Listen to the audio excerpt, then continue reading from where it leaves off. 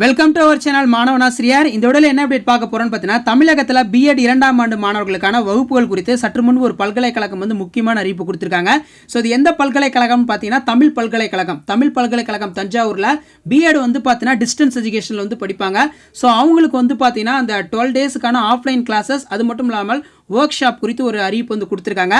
தொலைநிலை கல்வி இயக்கம் 2020 இளங்கல்வியல் 2ஆம் ஆண்டு பயிற்சி பட்டறை மற்றும் தொடர் வகுப்புகள் மைய ஒருங்கிணைப்பாளர் மற்றும் மாணவர்களுக்கு தகவல் தெரிவித்தால், தமிழ் பல்கலைக்கழகத்தில் தொலைநிலை கல்வி இயக்க வழி நடத்தப்படும் இளங்கல்வியல் B.Ed பாடப்பிரிவில் 2020 2ஆம் ஆண்டு பயிலும் ஆசிரியர் மாணவர்களுக்கு கீழ்காணும் மையங்களில் வந்து பார்த்தீங்கன்னா கிட்டத்தட்ட 12 நாட்கள் அந்த ஆஃப்லைன் கிளாஸஸ் தொடர் வகுப்புகளும் அது மட்டும் இல்லாமல் 6 நாட்கள் வந்து இந்த பயிற்சி பட்டறை வகுப்பு ஒர்க் ஷாப் வந்து நடக்க போகிறதா சொல்லியிருக்காங்க.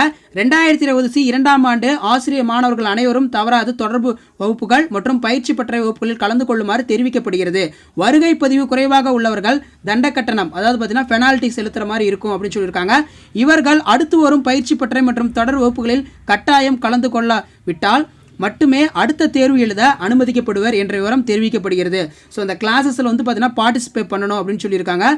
அதை பார்ட்டிசிபேட் பண்ணவங்களுக்கு மட்டும்தான் வந்து அந்த B.Edக்கான எக்ஸாமினேஷன் அலோவ் பண்ணுவோம் அப்படிங்கிற மாதிரி சொல்லியிருக்காங்க. அது மட்டும் இல்லாமல் அந்த கண்டினியூ கிளாஸ் அது மட்டும் இல்லாமல் பயிற்சி பட்டறை நடக்கக்கூடிய அந்த சென்டர்ஸ் வந்து பார்த்தீங்கன்னா கொடுத்துருக்காங்க. கிட்டத்தட்ட பார்த்தீங்கன்னா 3 சென்டர்ஸில் வந்து நடக்குது அப்படிங்கிற மாதிரி சொல்லியிருக்காங்க. ஸோ இது மெயினாக வந்து பார்த்தீங்கன்னா B.Ed டிஸ்டன்ஸில் படிப்பாங்க பார்த்தீங்களா, அந்த ஸ்டூடெண்ட்ஸ்க்கு தமிழ் யூனிவர்சிட்டியில் ஒரு இன்டிமேஷன் கொடுத்துருக்காங்க. இதான் அப்டேட்டு. நன்றி.